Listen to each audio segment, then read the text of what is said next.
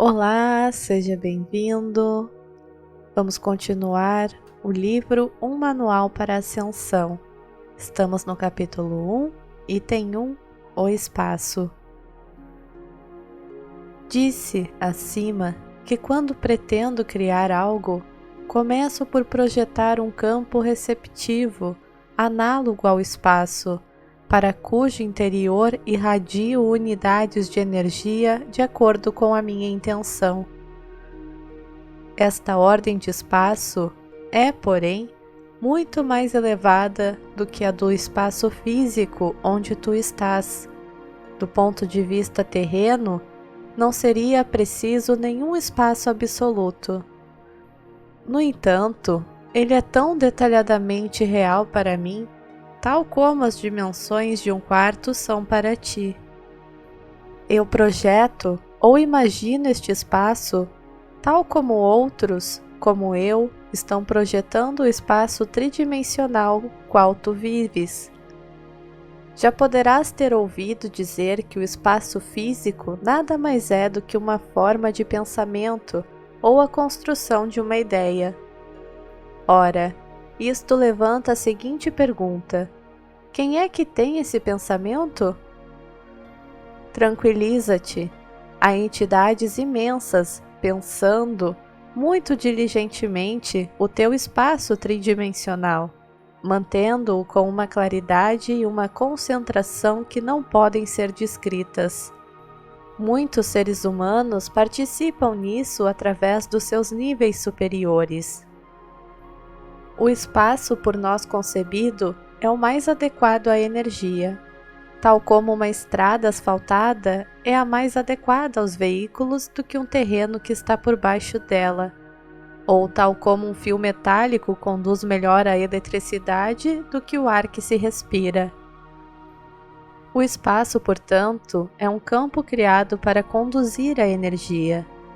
Nas dimensões superiores, nós criamos o nosso próprio espaço, porém, na terceira dimensão onde vocês estão, os vossos níveis mais altos, aqueles que vibram nas dimensões superiores, criam o espaço físico, para que os seus próprios níveis mais baixos possam viver no plano físico. Este espaço é simultaneamente um campo unificador e um campo separador. Unificador, porque permite que aquilo que irradiamos para dentro dele possa interagir. Separador, porque está organizado para que as radiações não se sobreponham. Imagina o contato entre dois objetos, por exemplo, um livro e o apoio que na prateleira o mantém de pé.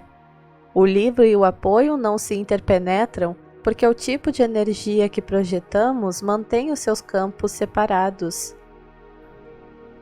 Capítulo 1, item 2, o tempo. Da minha perspectiva e também da perspectiva dos níveis superiores do teu próprio ser, o tempo, tal como o conheces, muito simplesmente não existe. Eu e os níveis superiores do teu próprio ser participamos plenamente no presente, passado e futuro deste planeta, simultaneamente. Sou consciente, com uma certeza semelhante à que tu tens em relação à tua atual encarnação, de que algumas frações da minha energia estão encarnadas em muitos sítios da história da Terra. Deve-se isto a que não estou constrangido por um cérebro linear, mas utilizo o conhecimento direto. Esta é a grande diferença entre nós. O cérebro humano opera de uma forma sequencial, com um tempo finito, necessário para processar qualquer informação sensorial. Sem desdenhar da sua assombrosa estrutura, o cérebro e o sistema nervoso são lentos. Quando queimas o dedo, tira-lo do lume ou sacodes a brasa. Entre o contato inicial e o ato de soltar a brasa, pode decorrer até 1 segundo.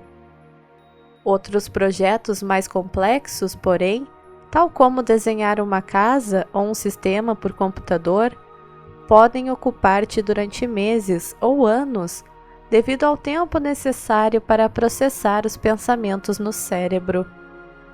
Alguns projetos são tão extensos que não podem ser concluídos no lapso de uma só vida do participante.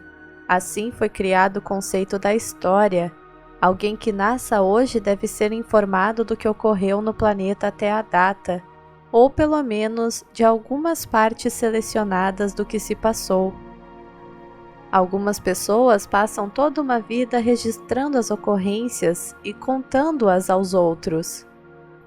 Tudo isto porque as ligações do cérebro demoram uns 4 milissegundos a decorrer. Os níveis não físicos do teu ser não possuem esta limitação. Através do conhecimento direto da energia que compõe os acontecimentos, a esses níveis ou a mim, não nos custa nada fazer a conexão com qualquer ponto do passado ou do futuro do teu planeta. Sugiro que tentes visualizar como se sente isso. Imagina que vibras na frequência mais elevada do teu próprio estado de consciência e que estás a olhar para baixo. Então, vê várias pessoas, cada uma das quais está num momento distinto da história.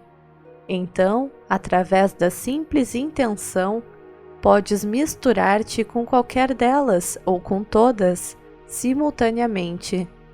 Dado que tu és elas, podes converter-te nelas e conhecer cada faceta do que estão a pensar e a sentir. Um exemplo, imaginemos que és, simultaneamente, um especialista em cristais da Atlântida, um soldado romano, um camponês medieval e, claro, o tu desta encarnação. Tenta sentir como cada uma dessas funções percebe o tempo, como o percebes tu desde o momento em que estás e como interagem todos entre si. Mas atenção, tudo foi cuidadosamente planejado desde o início para que fosse assim. Todavia, não tinha que ser exclusivamente desta maneira. Com outras espécies, em outros sistemas de realidade, isto é feito de forma muito diferente. A tua espécie em particular, a um alto nível do espírito, tomou a decisão coletiva de criar a sensação de passagem do tempo e assim beneficiar de várias ferramentas de aprendizagem. Uma delas, o karma ou a lei do equilíbrio. Baseia-se no conceito de que se a pessoa X afeta de alguma forma a vida da pessoa Y, então, como efeito, deve haver uma reciprocidade. Logo, Y deverá afetar a vida de X da mesma forma ou forma similar, e assim criar um equilíbrio energético. Bom, simplifiquei bastante, pois existem muitas exceções a esta reciprocidade. Seja como for da perspectiva de X e de Y, no plano físico, X tende a atuar primeiro e só depois Y atuará. Vejamos. De fato era necessário ter algum marco de referência para que as coisas não ocorressem ao mesmo tempo. Se não fosse assim, X e Y seriam incapazes de distinguir qual deles era a causa e qual deles era o efeito. Para resolver este problema, vocês conceberam a percepção do tempo linear para funcionar como marco de referência. Bom, de fato não tiveram que criar nada de novo. Limitaram-se a perder a capacidade de experimentar o tempo simultâneo e a matriz do cérebro, que a espécie escolheu para o corpo do ser humano, respeita perfeitamente essa característica. É claro que, de uma perspectiva mais elevada, as ações de X e de Y ocorrem simultaneamente, pelo que o intercâmbio energético de ajuste depende somente da coreografia dos níveis não físicos de X e de Y. Alonguei-me na explicação do ponto do tempo simultâneo, porque isto explica a razão pela qual a energia disponível para criar é ilimitada. A mesma unidade de energia pode estar facilmente em inúmeros pontos da linha do tempo físico, mediante a simples declaração da sua intenção. A mesma unidade de energia pode conformar simultaneamente o gorro do cortador de cristais da Atlântida, a espada do romano e o cavalo do camponês. Considerando a natureza brincalhona da energia, essa unidade de energia vai divertir-se imensamente com a ironia envolvida no processo. Estou a falar da tua percepção em relação ao tempo, não da sua divisão arbitrária em unidades, tais como horas, minutos e segundos. Este tipo de divisão resulta apenas do tamanho da vara de medição. Agora, o tempo do relógio parece-te muito real porque está baseado, aparentemente, no movimento do planeta à volta do Sol. Ora, não existe nenhuma razão real para organizares as tuas atividades de acordo com a luz e a obscuridade. Muito simplesmente, isso é conveniente. Tal como é conveniente ter o planeta girar à volta do Sol, equilibrando as forças centrípetas e centrífugas. Por percepção em relação ao tempo, quero dizer que tu és capaz de perceber a duração de um acontecimento. Quero dizer que percebes uma ocorrência, depois outra ainda. Mas se pudesses experimentar todos os acontecimentos de uma só vez, o tempo não seria uma obstrução sensorial ou uma limitação. Imagina um enorme tapete feito de fios verticais e horizontais. Cada fio vertical é um ponto percebido do agora. Os fios horizontais representam o espaço. Os fios diagonais coloridos que formam o desenho do tapete são os acontecimentos da tua vida, ocorrendo no tempo vertical e no espaço horizontal. Agora, imagine um pequeno inseto deslocando-se sobre o tapete.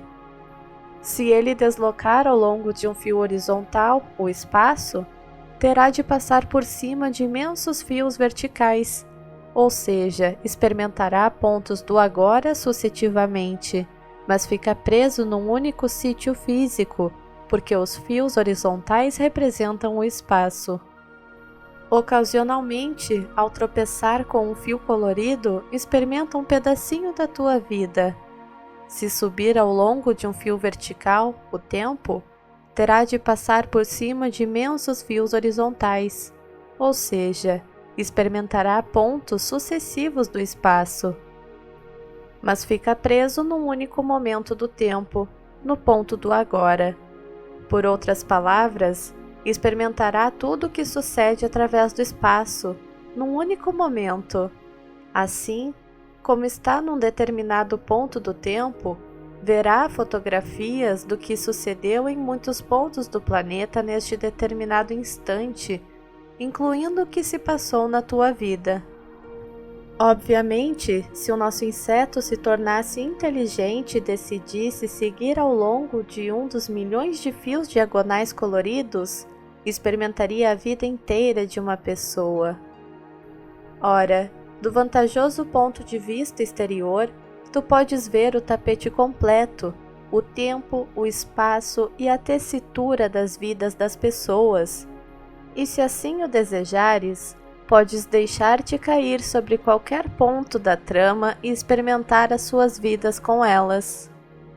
Ficarias, no entanto, muito ocupado, porque rapidamente te darias conta de que existem milhões de tapetes pendurados ao lado deste, prolongando-se até o infinito, além de que os fios coloridos passam de um tapete para o outro, entretecendo-se em 3 dimensões, os tais universos paralelos de que já ouvistes falar. Mas a coisa não fica por aqui. Se quiseres, ainda podes ver, embora indistintamente, uns tapetes etéricos resplandecendo perto das suas versões físicas, isto é, os tapetes que correspondem aos planos superiores. Será que existe alguém observando-te, tal como tu observaste o inseto à medida que ele se movia no tapete? com a cabecinha olhando para baixo, seguindo diligentemente um pequeno fio?